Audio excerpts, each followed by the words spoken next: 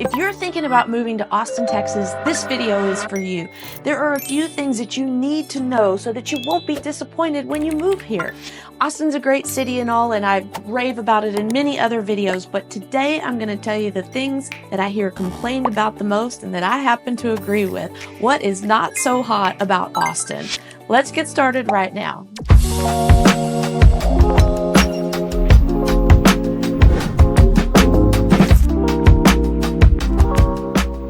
Hi, I'm Nicole Cooper. My team and I get calls and emails from people just like you needing help moving to Austin, Texas, and we absolutely love it. So whether you're looking to move today, tomorrow, or somewhere in between, give us a call, shoot us a text, or send us an email.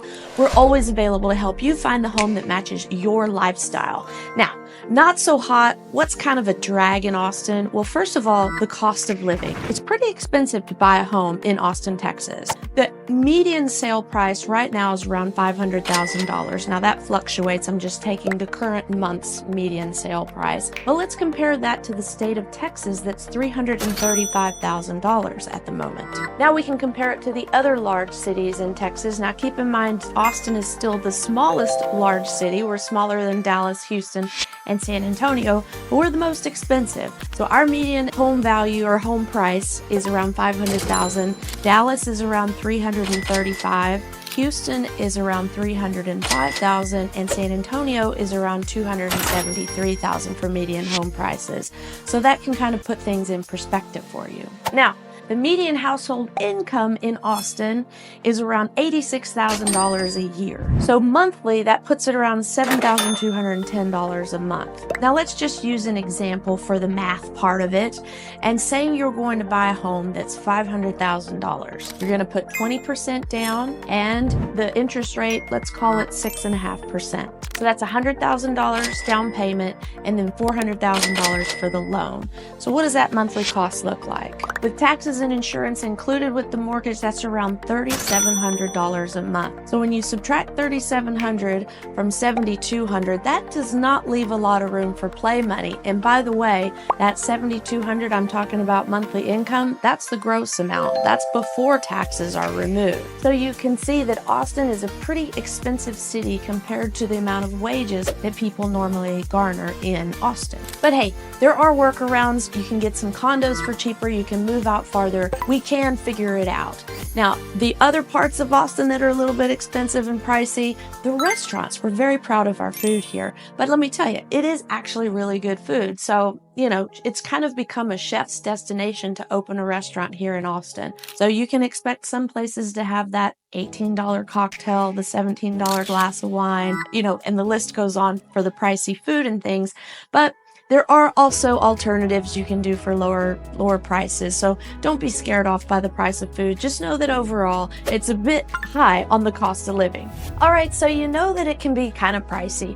What else is bad about Austin, Texas? Let me tell you, it's the traffic. We do not have enough infrastructure to support the population that we currently have. So our roads are too small, and the lack of public transportation shows up every day. So about 20 years ago, or maybe even more now, the city council and the powers that be of Austin at that time thought, if we don't build it, they won't come. Well, we didn't build it, and they came. So what that means is we didn't continue to expand the roadways and build the infrastructure for public transportation, and people kept flocking to Austin because it's a cool city. It's got a fun vibe, and we've got lots of universities here, so when people get done with their degree, half the time they want to stick around because it's a fun city. So all that combined together, traffic is a bear. So traffic starts, I don't know, 1 p.m., 2 p.m. on Friday and goes until the nighttime. In the weekdays, like, you really want to position your home that is not too far from any place you have to commute on a regular basis. Going north and south, we really only have two main ways to do it. We have I-35 and Mopac Loop 1 Expressway, and they're constantly packed. Now, we've added a toll out to the east, and that's pretty nice. It's not ever as busy, but you do have to pay to use it, and it's kind of a roundabout way to getting somewhere. They did add a toll lane on the Mopac Expressway, but when it's rush hour, hour, that's packed too. And you can go out to 360 on the west side. That's a loop around town, but that has stoplights all the way down it. So if you need to traverse the city north and south, it is a challenge at rush hour. At east and west, we don't even have any big roads that go east and west. They're all city streets that go east and west. So it can be quite interesting trying to get from the northwest corner of town to the southeast corner of town at rush hour. In fact, I just say avoid it altogether if you can. All right, let's talk about our public transportation. It's not great. We have buses, the Capital Metro bus system, but there aren't like special areas for the buses to stop. They just stop on the side of the road and cause backups and traffic and things. So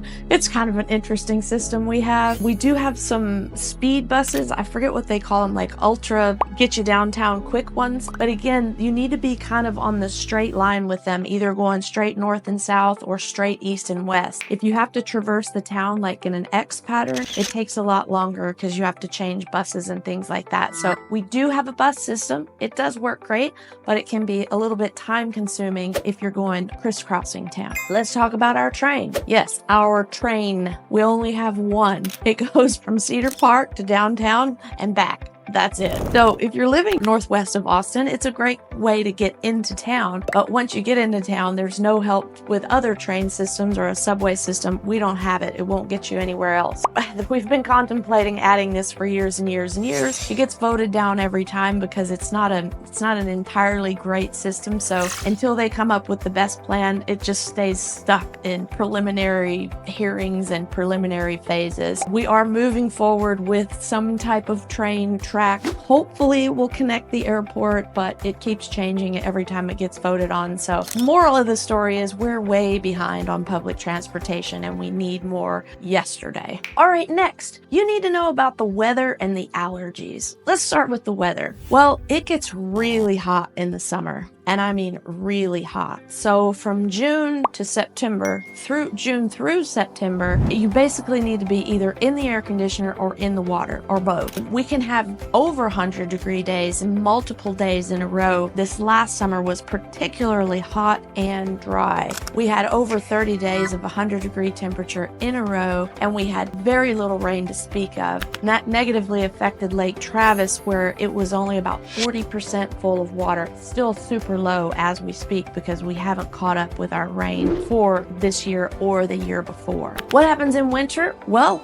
everything. And it can all happen in one day sometimes. So winter, we can stay in shorts all the way through the end of the year. Sometimes we need a parka and a beanie cap, and it just changes. We get those big Arctic blasts from Canada and they blow through, and then it gets back to kind of what we would say is normal. It's February right now. It's 70 degrees outside. Last weekend I played golf. So the good thing is you can play golf all year round. But the bad thing is sometimes it will ice and snow and we don't have any equipment to take care of it at all whatsoever. A couple of years ago, we had Snowmageddon. You may have heard of it. It iced and snowed and stayed below freezing for over a week, and our energy grid shut down. We have our own energy grid here in Texas called ERCOT, and it didn't even have enough power to keep all of us heated and warmed. So people were struggling, rescuing people all across the city. I had to go rescue my mom down in Onion Creek because she didn't have any power or water for over a week.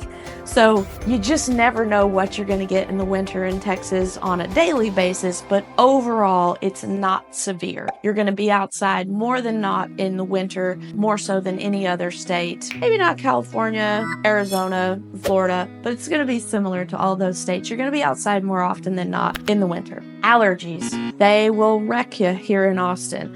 I have friends that have actually moved away because their allergies got so bad. Then the spring, we have this huge pollen that comes off all the cedar trees, and it's the yellow stuff that if you've ever been around here, it falls on your cars, it turns the windshields yellow. It's just that light little film of dust, and it makes a lot of people very, very sick. Sneezing, headaches, just can't get through it without taking like allergy shots and getting special help all through that season. Now, not everybody's affected by allergies, but we are a very high allergen prone city. So keep that in mind if you have a little bit of sensitivities to those kind of things. The next thing I hear a lot of native Austinites talking about that kind of rubs them the wrong way is Austin's changing, it's growing. So we have this slogan, keep Austin weird, because it's always been a funky little city and little compared to the other big cities. We have people moving in from everywhere, all over the world, from Chile and Argentina to France and Spain. And we have a lot of people from other states moving in. For example, California, for example, New York. It's a hot place to be here in Austin. And I don't mean the weather. A lot of people come here and enjoy it. So it's kind of diluting what would be that Austin weird culture. And so you'll hear some people complaining about it. Sometimes they might even be mean to an out-of-towner, but for the most part, everyone in Texas and Austin is super nice. So that's not a bad thing. But the part about it losing its charm of its keep Austin weird. So one example of kind of how Austin is changing, there's this new development going in at 6th and Blanco. It is an ultra luxury retail / living mixed use community. It's going to have the highest end stores in it, think Gucci, Prada, things like that. And then there's a Swiss architect who's known globally for his design that's actually creating the space. On top, there's going to be 10 luxury homes that are going to be in the multi-millions. That's pretty new for Austin to have kind of that luxury vibe at that level. So you can kind of see, you can get the old school kind of Austin hippie vibe, and we're changing into this more luxurious kind of global brand, if you will. So some like it, some don't. Come and check it out yourself and let me know what you think in the comments below. Lastly, what's not so cool about Austin right now is the golf. I know, I said it, the golf. We have 10 beautiful private country clubs in town. However, they're packed with membership. More than half of them you can't get in right now. So if you're thinking about moving to Austin and you want to be a member at a country club, you may start that initiation process a little bit early. For example, Barton Creek, full. Spanish Oaks, full. Austin Country Club, full. Westlake Country Club, they're on the precipice. The Hills in Flint Rock Falls, they're on the precipice. I think they have 2 or 3 memberships available at the moment. Great Hills Country Club, they have less than 10 memberships available. So while we have some beautiful golf country club communities, very hard to get into them right now. Austin Country Club and Barton Creek are probably 2 years out on the waiting list. Every club has a different style of how you kind of get on the waiting list and earn your membership. Barton Creek, for example, is simple chronological order. The moment you put your name on the list, you are in waiting, and it goes in chronological order no matter who you know or what you do. The only caveat is if you buy someone's home in Barton Creek that has a transferable membership, you may buy their membership with the house, but only the home buyer. That's the only way you can get a membership faster. So if you're shopping in Barton Creek, you may want to ask for those homes available with a transferable country club membership. Austin Country Club, on the other hand, that's kind of a who you know as to how quick you get in membership. It's a couple year wait on the waiting list, but it's a very mysterious list. Some people get on the waiting list and miraculously are a member in a very short time. Other people stay on that waiting list a lot longer. So if you want to know the ins and outs of that, comment down below and I'll get with you directly. Overall, great options for golf, but just know if you want to be a member at one of the more exclusive clubs, it could take a few years before your number comes up to the top. So that wraps it up on the things that people don't like about Austin, the things you need to know before you move here. Cost of living is high. Traffic is terrible. The allergies can get you. The weather can get really hot. We're kind of losing our keep Austin vibe, our keep Austin weird vibe. And lastly, the golf course memberships are getting kind of full. There are a ton of other reasons to move here, and we certainly love living here in Austin and helping people find their way to their perfect home that matches their lifestyle as well. So if you think this city might be a fit for you and you want to know more, give us a call, shoot us a text, or send us an email. We're always available to help you make a smooth transition. Until next time, I hope to see you around town.